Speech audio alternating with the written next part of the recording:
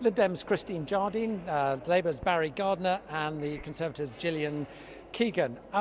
It's not clear, let's start with Jeremy Corbyn, it's not clear, did you, I guess it's probably hard from your position on the Lib Dem benches to see what happened, but let us just suppose Jeremy Corbyn did refer to Mrs May as a stupid woman. How should he now respond, do you think?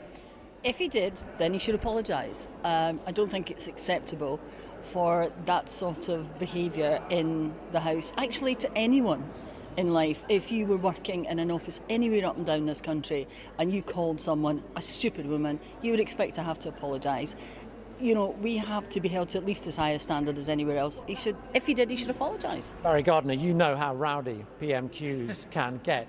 Is there any case for saying in the heat of the moment, okay, it's not great, but you can kind of understand how that thing can happen?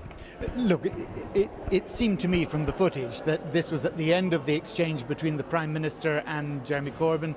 She had the last word and he muttered something under his breath. I don't know what it was, but if it is as is widely being reported, then I think most people would accept that Jeremy is one of the personally most courteous people in Parliament. He doesn't use bad language on the whole. If he did do that, then obviously I'm sure he would recognise that it's something that is appropriate to apologise for. But I think the key point here is the real stupidity is that we have a Prime Minister who is trying to run down the clock on Brexit. We'll talk about that in a bit, Barry, but I want to move on to Gillian and ask... No, Barry, I don't want to talk Brexit just yet. We will. Okay, Let's just finish this point. Let me just finish this point. Gillian, you heard Barry Gardiner say, look, everyone knows Jeremy Corbyn. He is basically quite a polite individual. Was the anger amongst Tory women genuine or actually a bit put up? Well, I think he didn't have a good PMQs. He was quite rattled and I think he was irritated actually, and that's why he probably responded in this way. And of course, when you feel like that, you're not always at your best.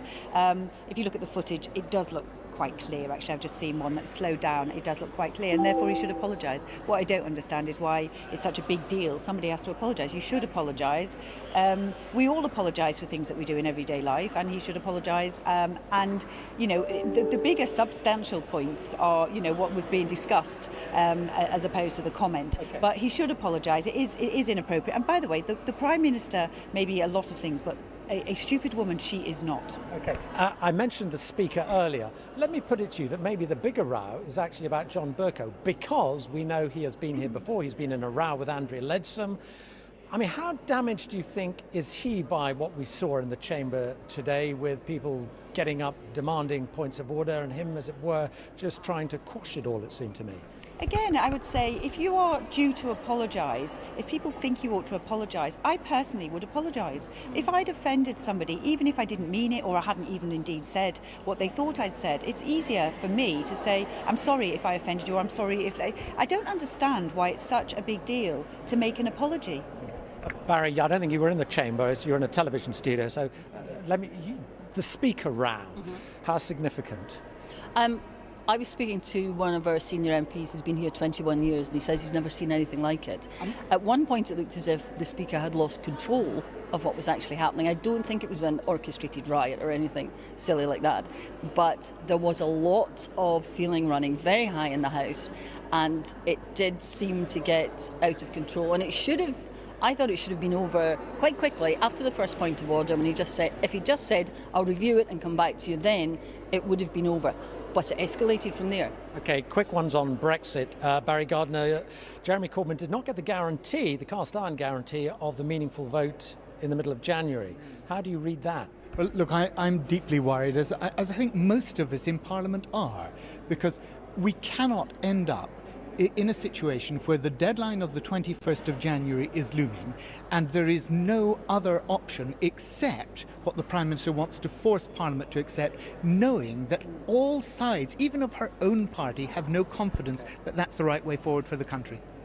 Is the date going to result in disaster for Mrs May, or do you think she can actually get this through on the back of maybe fear that the only alternative actually is crashing out without a deal? You know, you don't even have to be fearful.